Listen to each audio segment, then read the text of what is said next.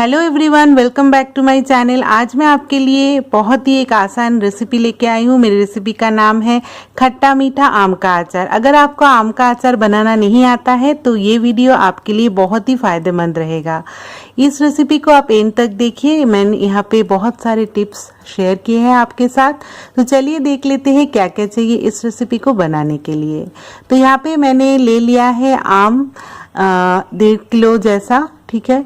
तो इसको मैंने पहले छिलका निकाल के छोटे छोटे टुकड़े में काट लिया है। तो आम को यूज़ करने से पहले अच्छे से धो लेना ज़रूरी है। अभी इसमें डाल देंगे 1 छोटा चम्मच जैसा नमक स्वाद अनुसार डालिए।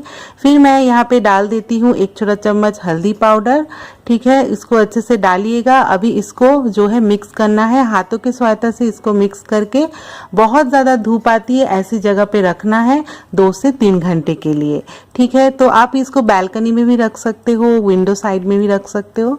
तो यहाँ पे मैंने 2 से 3 घंटा रख के इसको अंदर रख दिया है। अभी यहाँ पे चाहिए मुझे 1 छोटा चम्मच हींग, 1 छोटा चम्मच अजवाइन, 1 छोटा चम्मच जीरा पाउडर, धनिया पाउडर और 1 छोटा चम्मच सौंफ पाउडर।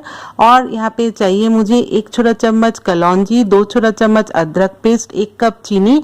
अभी मैं यहाँ पे यूज कर रही हूँ बिचारे का अचारी मसाला। इसमें जो है राई पाउडर, मेथी, नमक और लाल मिर्च पाउडर है, तो आपको अलग से डालना नहीं है ये सब। फिर मैं यहाँ पे लिया है 100 ग्राम जैसा सरसों का ऑयल। तो चलिए अभी एक बड़ा सा कढ़ाई ले लेते हैं और इसको अच्छे से गर्म कर लेते हैं और इसमें ऑयल डाल देते हैं, ठीक है। तो ऑयल डाल दिया है, इसको अच्छे से ऑयल को गर्म होने देना है। तो इस टाइम पे गैस के फ्लेम को आप थोड़ा सा बढ़ा के ही रखिए तो अच्छा है। तो ऑयल बहुत गर्म हो गया है, धुआं निकल रहा है। अभी इसमें डाल देते 1 छोटा चम्मच कलौंजी, 2 छोटा चम्मच अदरक पेस्ट और 1 छोटा चम्मच हींग, ठीक है। अभी इसमें डाल देंगे कच्चे आम जिसको सुखा के रखा था, उसको डाल दिया है। अब अच्छे से इसको मिला लेते हैं और आम को थोड़ा सा सॉफ्ट होने देंगे। इसमें करीबन 10 मिनट जैसा लगता है। ये आम के ऊपर डिपेंड करता है कि कितना टाइम आपको नरम होने में या आम को लगेंगे, ठीक है। तो इस टाइम पे गैस के फ्लेम को जो है आप मीडियम से लो में ही रखिएगा। तो यहाँ पे देख सकते हो थोड़ा सा नरम हुआ है मेरा जो आम है। अभी इसमें डाल देंगे 1 कप जैसा चीनी। तो ये चीनी बहुत ज़्यादा नहीं डालेंगे क्योंकि मेरा जो अचार है वो खट्टा मीठा रहेगा, इसीलिए। और अगर आप बिगिनर हो यानी कि आपको अचार बनाना नहीं आता है तो चीनी से ही शुरुआत कीजिए, इसमें गुड़ पहले मत डालिए, ठीक है। तो अच्छे से मिक्स कर लिया है और जो है आम आप देख सकते हो थोड़ा सा सॉफ्ट और हो गया है और चीनी भी मेरा जो है गलना स्टार्ट हो गया है। अभी डाल देंगे 3 बड़े चम्मच अचारी मसाला, ठीक है। तो इसमें मैंने पहले भी आपको बोला था कि इसमें है मेथी पाउडर, नमक और लाल मिर्च का पाउडर है और है राई पाउडर। तो अलग से आपको ये सब डालने की ज़रूरत नहीं है, ठीक है। अभी इसको भी अच्छे से मिला लेते हैं। अभी आप देख सकते हो मेरा आम और थोड़ा सा सॉफ्ट हो गया है। अभी इसमें डाल देते हैं 1 छोटा चम्मच जैसा अजवाइन, इसको भी अच्छे से मिला लेते हैं।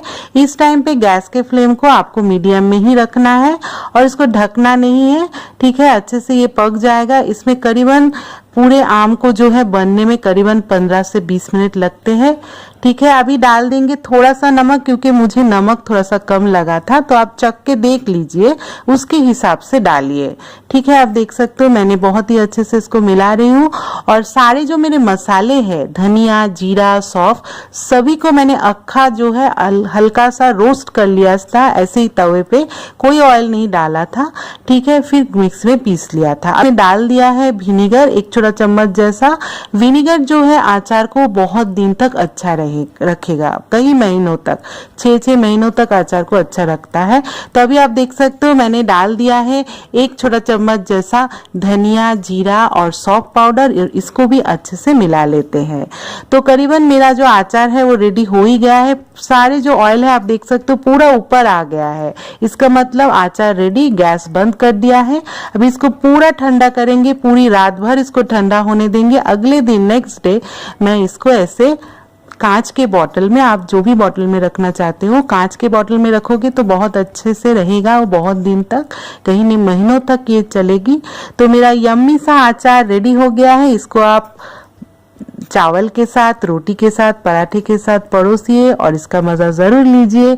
और ये रेसिपी अगर आपको अच्छा लगा तो प्लीज़ मुझे कमेंट करके बताइएगा और ट्राई ज़रूर कीजिएगा, ये मेरी रिक्वेस्ट है। और अगर आपको मेरे रेसिपीज़ अच्छे लगते हैं तो प्लीज़ सब्सक्राइब कीजिए मेरे चैनल को। Thank you for watching.